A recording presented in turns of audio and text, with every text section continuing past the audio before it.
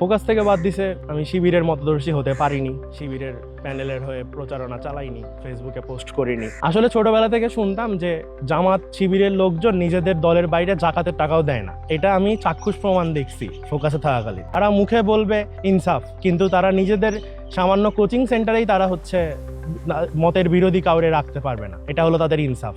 ঢাকা বিশ্ববিদ্যালয়ের 18 সেশনের শিক্ষার্থী মাহিন আন-নূর পড়াশোনার পাশাপাশি বিশ্ববিদ্যালয়ে ভর্তির পর থেকেই কোচিং সেন্টারে ক্লাস নেন তিনি। তার ভাষ্যমতে প্রথম বর্ষ থেকেই ক্লাস নেন ফোকাস নামক কোচিং সেন্টারে, কিন্তু হঠাৎ করেই তাকে ক্লাস থেকে বিরত রাখা হয়। ফোকাসের সাবেক শিক্ষক মাহিন জানান, ডাকসু নির্বাচন 2025 শেষ হওয়ার পর হঠাৎ একদিন তিনি জানতে পারেন তাকে আর ক্লাস দেওয়া হবে না। তবে কেন, কী কারণে ক্লাস থেকে বিরত রাখা হয়েছে সেই ব্যাপারে কোনো পূর্ব নোটিশ দেয়া হয়নি তাকে। ক্লাস থেকে বিরত রাখার পর কয়েকবার প্রতিষ্ঠানটির কেন্দ্রীয় অফিসে যোগাযোগ করলেও ক্লাস বন্ধ রাখার বিষয়ে কোনো তথ্য দেয়া হয়নি তাকে।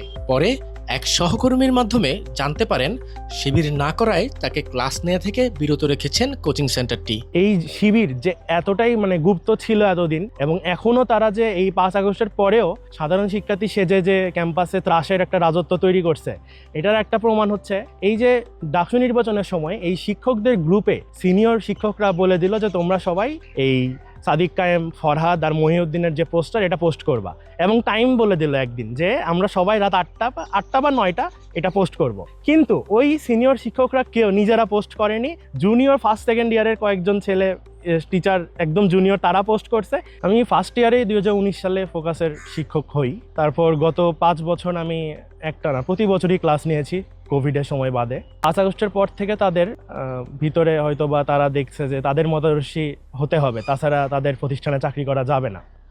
2025-এর সেপ্টেম্বরে যে ডাকসু নির্বাচন হলো, তারপরে অক্টোবরে সিজন শুরু হলো, অ্যাডমিশন কোচিং সিজন। সেই সময় আমাকে কোথাও ক্লাস দেওয়া হলো না।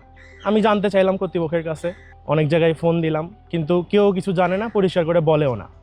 সে সময় খুলনা ফোকাস শাখা থেকে আমাকে কল দিয়ে কোচিংয়ে ক্লাস নেওয়ার জন্য বলা হয়। সেখানে আমি ক্লাস নিতে যাই।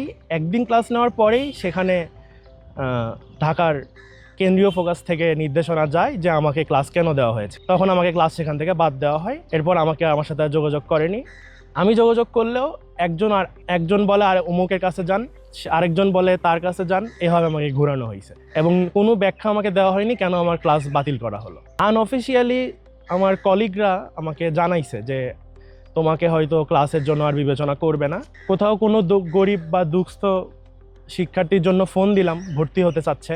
ফোন দেওয়ার পরেই সেই শাখার থেকে জিজ্ঞেস করে যে ভাই আপনি কোন লেভেলে আছেন। ওখানে শিবিরের বিভিন্ন লেভেল থাকে, এটা আমি অত বিস্তারিত জানি না। ওই সমর্থক, সাথী, সদস্য এরকম কিছু লেভেল থাকে। এখানে জিজ্ঞেস করে আপনি কোন লেভেলে আছেন, মানে আমার ওদের সদস্য হইলে আমি যে গরিব শিক্ষার্থীটার জন্য ভর্তি করতে চাচ্ছি তাকে কিছু ছাড় দিবে, তাছাড়া ছাড় দিবে না। তো আমাকে যদি আগে থেকে নোটিশ দেওয়া হইতো যে আপনাকে আমরা আর রাখবো না, তাহলে আমি অন্য কোথাও বা অন্য কোনো কোচিংয়ে যাওয়ার চেষ্টা করতাম।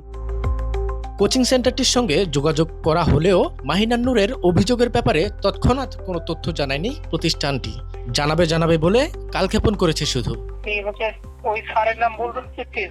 ওই স্যারের নাম হচ্ছে মাহিন আন-নূর, জিকে ক্লাস করাতেন।